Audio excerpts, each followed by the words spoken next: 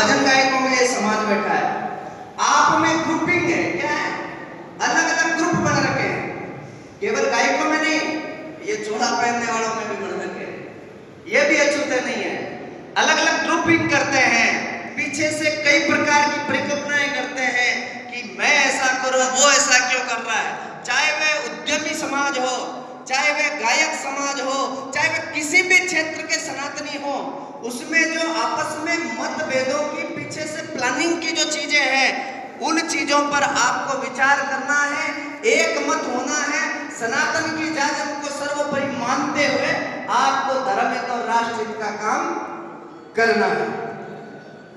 अब मैं तीसरी बात पर आता हूं, गैर सनातनी समाज पर जो बात चल रही है। 14 मई 2020 जब पूज्य आचार्य पीठाधीश्वर महंत आचार्य शिवदास जी महाराज निर्मोही अखाड़े ने मुझे चादर दीक्षा देकर के धर्मगुरु बनाया, उसके बाद में आप हाथ खड़े कर सकते हैं कितने लोगों ने मेरे को सुना है?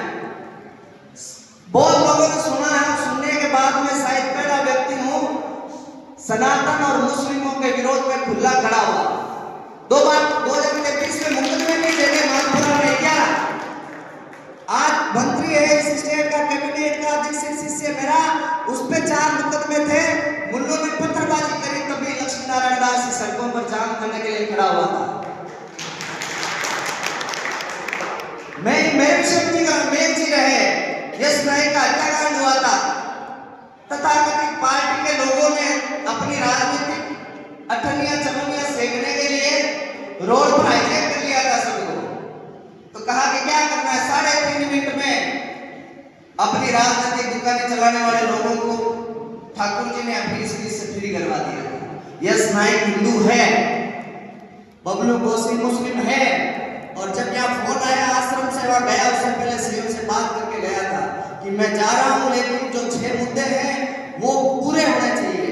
तब उन्होंने कहा 5 मुद्दे मैं भी मानता हूं, आप भेज देना कलेक्टर साहब पास में 6 लोगों को, लेकिन छठा जो बुलडोजर चलाने का मैटर है, मैं जमीन की किस्म चेक करूंगा, उसके बाद मैं बुलडोजर चलवा दूंगा। महाराज जी किस्म वो अंगूर थी, सरकार बनने के बाद में सबसे पहला बुलडोजर उस बबलू गोसी के घर पर चला। मैं कहता नहीं हूं, लेकिन मैं कह रहा हूं कि आप सबको ये काम करना पड़ेगा। इसलिए विरोध महाराज कह रहे थे कि ये सोचने और समझने का विषय है, केवल दहाड़ मारने से भी काम नहीं होगा। अभी मैं परसों बीकानेर में जब हिंदुजा जी के साथ मंच पे था, 12,697 तलवार मैंने दीदी माँ को भेंट करी। उस तलवार खड़क दीक्षा के लिए राममूर्ति जोशी एसपी थे, मेरे ऊपर मुकदमा किया था। मैंने कहा मैं तो आपको भी भेंट करता हूँ बिना धार किए, यदि तुम ब्राह्मण हो, देवी को मानते हो तो पूजा करना, और बिना धार पे यदि अकॉर्डिंग टू मुकदमा दायर कर सकते हो तो कर लो, मैं तो मान करना चाहता हूँ, क्योंकि वो रास्ते में देख के आया हूँ। इसलिए आपको ये मजबूती लानी पड़ेगी। और चौथी बात मैं आपके आता हूँ, आप अभी कह रहे थे कि सनातनी समाज में हम गायक हैं, साजिंदे कमी है। ओमकार गुरुकुल श्री सिद्ध पुंडरेश्वर धूमधाम फागड़ी मैं आपके मध्य घोषणा करता हूँ, वहां पर हमारा संगीत का एक शिक्षक लगा हुआ है बच्चों के लिए, मेघ जी भी लगेंगे उसके साथ में। आपका कोई भी व्यक्ति हमारा सनातनी समाज का ऑर्गन, पेड़, तबला, ढोलक या कोई भी साज बजाना सीखना चाहता है तो निःशुल्क वहां पर सेवा देंगे, और आप सब भजन गायक समाज आ जाइए, वहां पर तैयार करेंगे। कितने साजिंदे तैयार करने हैं? अरे जब सनातनियों की फौज तैयार करनी है तो साजिंदे भी तैयार हो जाएंगे भाई। जब तलवारें बढ़ रही है, शक्ति के साथ में भक्ति करिए आप। हमारे जगतगुरु रामानंदाचार्य जी ने 1356 में कह दिया था कि हाँ हम लक्ष्मी नारायण भगवान को पूजते हैं, श्री वैष्णव संप्रदाय को मत को मानते हैं, लेकिन आज ये जो अलाउद्दीन खिलजी, मोहम्मद बिन तुगलक जैसे आतताई विधर्मी ताकतें हमारे राष्ट्र को झंकृत करने का काम कर रही है, तो इनको मिटाने के लिए हम सीताराम जी का मत लाएं, और हम सीताराम भगवान के मंदिर गांवों में बनाएंगे। मंदिरों के साथ में अब हम भाला भी, तलवार भी, खड़ग भी साथ रखेंगे, एक तरफ राम और सीताराम कहेंगे, और इधर भी ताकतें नहीं मानी तो हम हमारा ये शस्त्र भी निकालने का काम। अरे हम उस समाज को मानने वाले, उस धर्म को मानने वाले लोग हैं। प्रत्येक देवता के हाथ में शस्त्र है, क्या संदेश दे रहा है? हनुमान जी के हाथ में गोटा है, देवी के हाथ में में खड़ग है, ठाकुर जी के हाथ में सुदर्शन है। उन्होंने कहा, भीष्म और द्रोण ने कहा कि आपने ये जो नारायणी सेना दे दी पांडवों को, हमें कौरवों को, आप तो पांडवों के पक्ष में चले गए, आप शस्त्र चलाएंगे तो फिर हम आपसे क्या युद्ध करेंगे। तब उन्होंने कहा कि मैं प्रतिज्ञा करता हूं, मैं महाभारत के युद्ध में शस्त्र नहीं उठाऊंगा। लेकिन उस युद्ध में 18 अक्षौहिणी सेना, लगभग 39 लाख प्लस योद्धा होते हैं। अर्जुन ने गांडीव धनुष नीचे डाल दिया, सारी पांडवों की सेना ने शस्त्र डाल दिए नीचे।